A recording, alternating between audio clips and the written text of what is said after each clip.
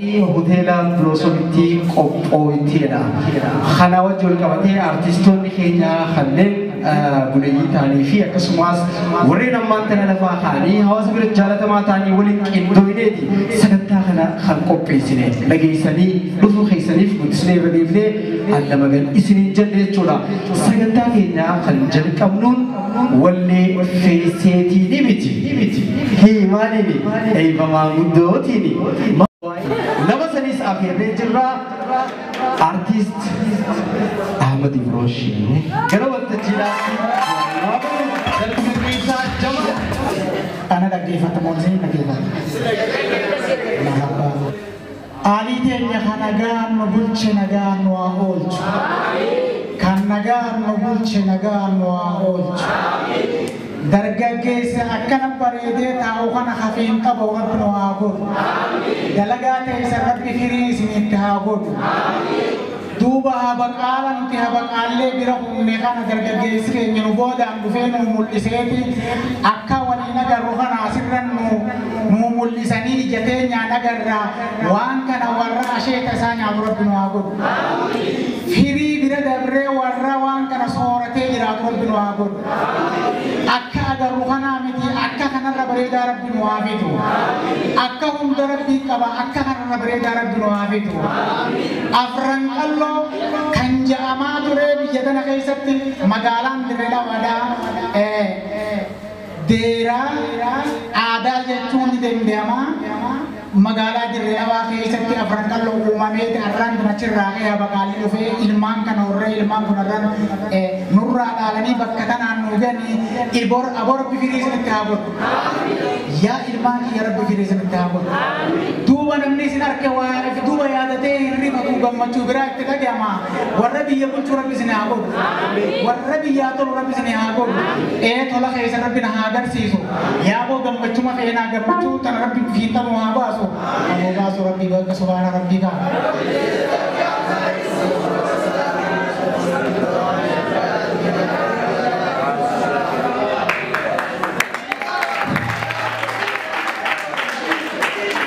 abbootii fi haawwan manguddoon biyyaa qarree fi qeyroo abdii biyyaa xiqqaadhaa fi guddaan ilmaan ayyaa akkam jirtan nagayaa fayyaa waaqni oromticha ayyaanii booranaa deettiin bareedduma mataa dhagaarra bulee afaan agabuu bulee miila kophee keessa buleerraa rabbi sinaa baraaru dhaloota hin qabne dhaltii mucha hin qabne ija hirriba hin qabne harkaan barii hin qabne barii nagaya hin qabne irraa rabbi sinaa baraaru rooba balleessa caamu ibidda mistijaa godhaamu jabaa nama saamuuf ajala nama yaamurraa rabbi sinaa baraaru laalaa in so'ama taa'aa fagaaraama dubbataa har'aa taa'amaa fi bulchaa mijaamarraa rabbi sinaa baraaru abbana raacha fayyaa billaacha nagayaa afaan quufa umurii dheertuu fayyaa waartuu rabbi sinaa kanu lamni gootan qabne aadaa hoodan qabne hojjetaa gootan qabne fi kannaa galatan qabne irraa rabbi sinaa baraaru maqaa arbaa humna leencaa onnee qeerreensaa aynii jeedalloo milika illeessaa gamtaa kanniisaa rabbi sinaa kanu diina keessan harootumni guute foon cululleen fuute cilee bishaan buute rabbi haa godhu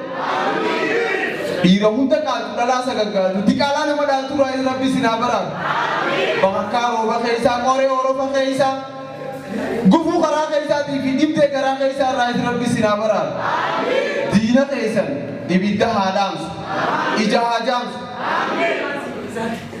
haa jaamsu gufuu magan gufuullaan magan waraana magan waraantoo magan dhibamaa kanee walu du'aayii hanqee walu dandeettii qaqabu rabbiin izzattiin isiniin du'aayii bareedduu akka mushabbahaatti waliin mammaramtee nama keessa gasseentu nuuf garbi jiranii artist Ahmed Ibroshidha dargaggeessa Jamal guddisnee galateeffannaa kum lama allama gan umrii dheertuu rabbi isin haa kennu isiniin jenna kanatti aansuudhaan bu'aa bahii haawusoo afran qalloo keessa dabarte keessa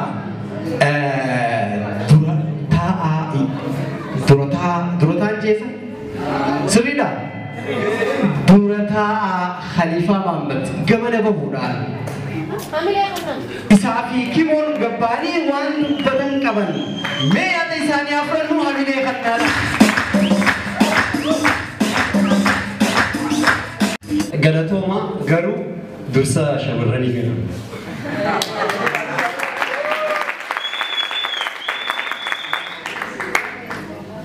Itu galatooma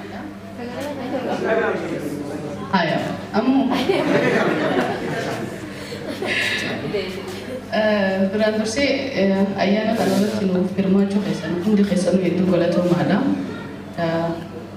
Kanatti aansuudhaan jechuun warri hedduu nu gargaartan warri hedduun cinaa dhaabbatan hundi keessanuuf galata guddaa qabdanii Dream, Beesee, Blossom Hotel namni hedduun warri ijoolleen hawwisootis hundi keessanuu warri dhuftanii nu ilaaltanis warri yaamisa keenya kabajanii nu dhuftan hundi keessanuu hedduu galatoomaadha. Itti aansuudhaan tutni afran qalloodhaaf gaafa jalqabarraa eegalu nama hedduu kana dhiisitti nama muraasaan eegalame bu'aa bahii hedduu keessa baanee rakkina hedduu dabarsiisan hunda dubbachuun gaarii miti. Har'a hundaafuu amma tokko afur lakkoofsisnee jirra. Osoo addaan hin diigamin osoo wanni takka illee hin dhufin kahaafoo haa hafee kaan osoo deemu jalaa qabee osoo deemu jechuudha. Akka anallee ta'eeti duubatti hafeen ture Khalifaan na jalaa qabee deebiin jira. So hedduun gammadee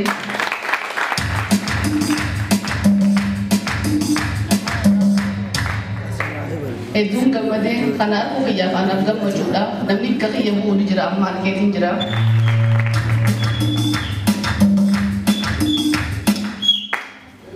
Dadhabbii isinii qaba ture akka soo afuraan baafadha jeetiin itti faddeessifamu. Galatooma hundi keessan warra asittiin nuuf argamtan. Isin waan hedduu dubbattee jirti leenjistuu tiyya. Har'aan sababa isin leenjistee as dhaabbeen as dhaabbadde ni galateeffadhaan isin. Hawwisoo afran qalloo seenaa isii kan duritti booda yoo deebine warreen maqaa kanaas baasuudhaaf hadhaa hedduu arganii jira. Maqaan isaanii hedduudha. Fakkeenyaaf Abubakar Musaa, Ali Muhammad Birraa, Dr. Kabajaa jechuudha. Akkasumas kan yeroo gabaabduu dura lubbuudhaan dhabne kitaaba uummata Harargee yookaan uummata Oromoo jechuun ni danda'ama. Ibrahim Haji Ali Rabbiin bakka isaan jiranitti jannata Rabbii haa kennuuf jecha nutis turree isaanii qabachuudhaan akkuma isaan eegalanitti ittiin galmaan gahuudhaaf artistoota keenyaaf buleeyyii keessatti afeerree mataa isaan jala qabachuudhaaf artist jaallatamaa Ahmad Ibroosheetii fi Ammee xiqqoo nu keessa dhufanii hanqa hafee kana nurraa qooddadhaa yaada jiruun nu keessatti nu leenjisaa. Amata dabree qabxii babbareedduu galmeessineeti jirra. Fakkeenyaaf hawwisoon afran qalloo shubbisaa fi sagalee akkasumas dhiichisa malee agarsiisa aadaadhaa yookaan moodeelingii hirmaachisaan turre. Amata dabree amata takka keessatti waggaa takka keessa jechuudha. Miss Unity magaalaa Finfinnee irratti kan godhame dirree dhawaa bakka bu'uudhaan tokkoffaa bahuudhaan maqaa afran qalloo ijoollee yaamsistee as keessa jirti. Akkasumas dhiira afur dhalaa afur baandii bulchiinsa magaalaatti ol guddistee jirti. Saniin ispoortii aadaadhaatiin dirree dhawaa bakka bu'uudhaan garee shubbisaatiin wantoota geeba tokko fideeti jirti. Geebni amma nuti argamaa jechuudha. Guyyaa irraan sanaa bakka bu'aa magaalaa aadaa fi turizimii magaalaa dirree dhawaa irratti geeba kana kan itti kenniinu ta'a. Haasawaa isinitti hin dheeressu feesee fi artistoonni keenya hedduu waan jiran walumaa galattuu magaalaan dirree dhawaa onaa afran qalloo ta'uudhaan yeroo dheeraa irratti kan agarsiisaa ture hawwisoon tun baatii jaalatamtuu kabajamtuu baatii ramadaanaa sababeeffachuudhaan waggaa kana keessatti wanni inni bu'aa inni galmeessaa ture guyyaa irraan tanaa hatti ilaallu booda irratti hunda keessanuu warra asirratti hirmaannaa godhe takka takkatti maqaa yaamuu waannullee xalayaa ragaadhaa hanqa dandeenyutti isinii qopheessinee jira. Turtiin teessan ammallee nu wajjin haa ta'uun isin jaa waladdaallee.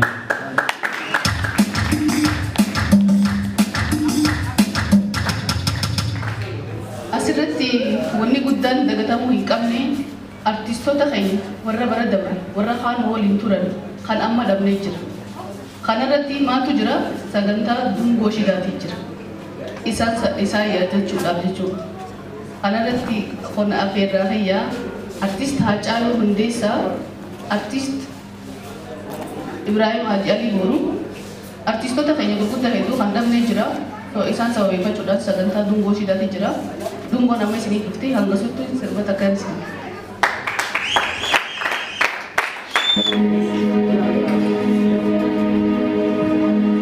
Kanneen walii gamee halluu bunjirtanii yoom himamee dhumaa galanni keessanii yoom himamee dhumaa galanni keessanii afran ilmaan kalloo hundeen bareetumaa galii bilisummaa takkumaa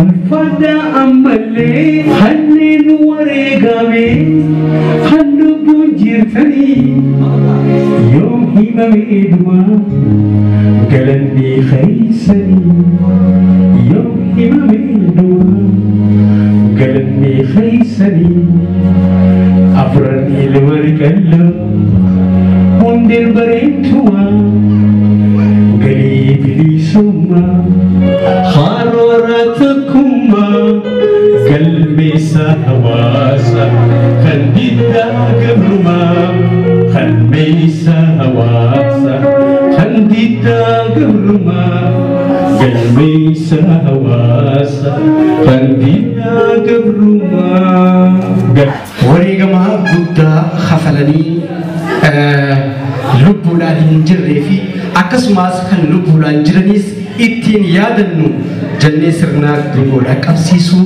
keenya wajji wal qabatee allama gan bifa muuziqaadhaatiin feessee hundarraa guddisnee galateeffanna jeetiin Nagaash Tsaggaayee yookaan Dr. Gabbisaa yoo beektan fiilmii wayifadhiitoota irratti namni hedduu kan jaalate isa saniin waltajjii gaggeessa jeetiin isa yaamee bilbila kiyya haasoo dide amma dhufeenu mee Nagaashiif harkan dhayinaa jedhaa baaka to'isanii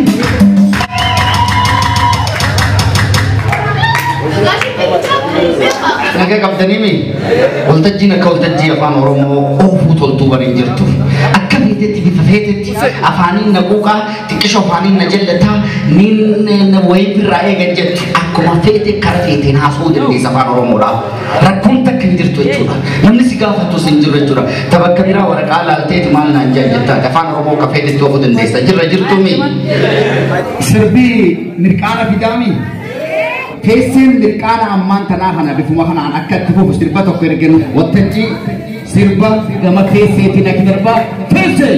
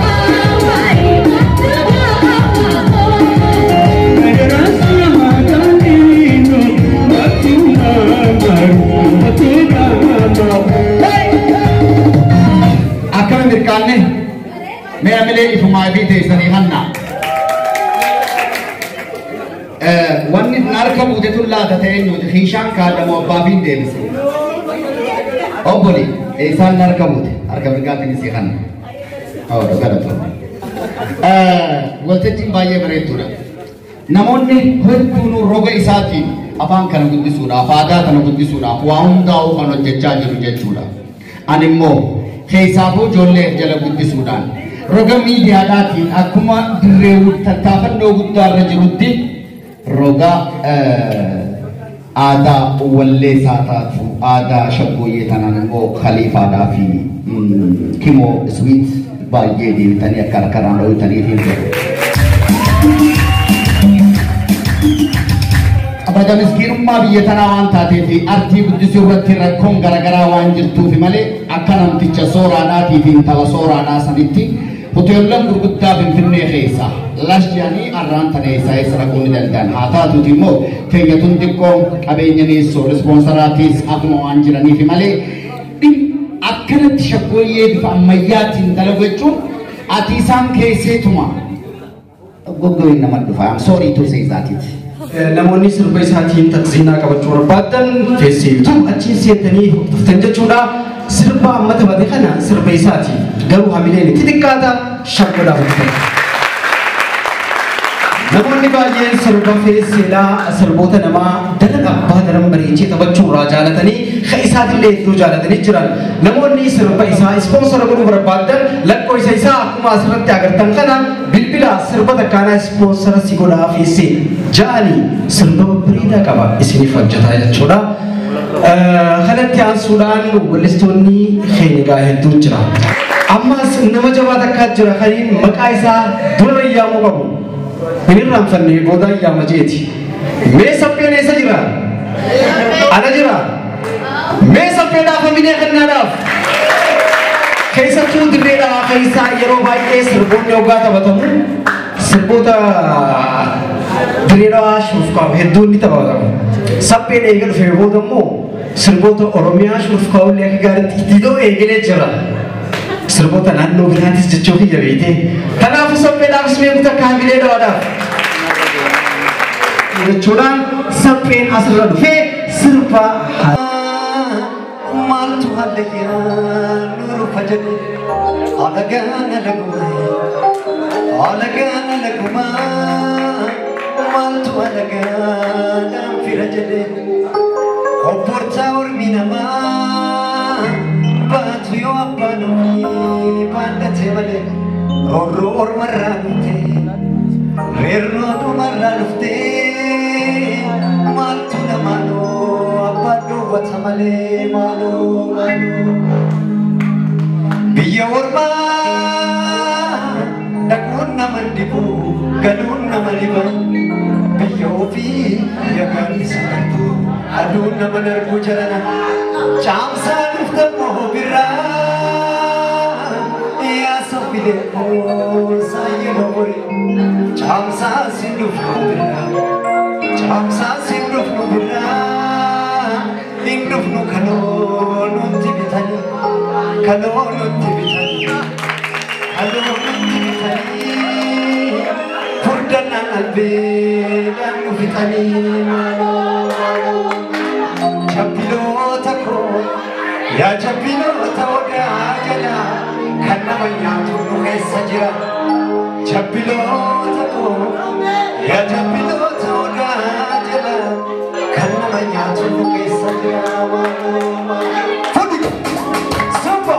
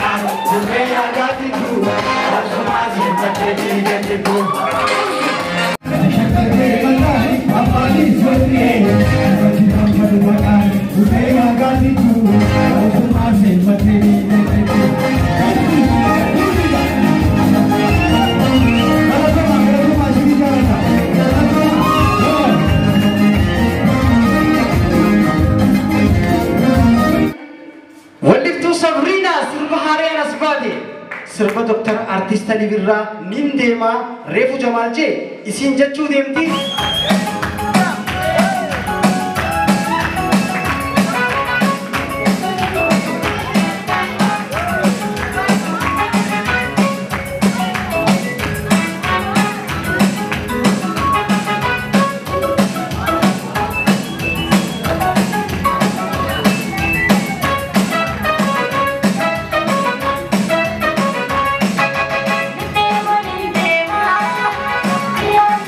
Stop.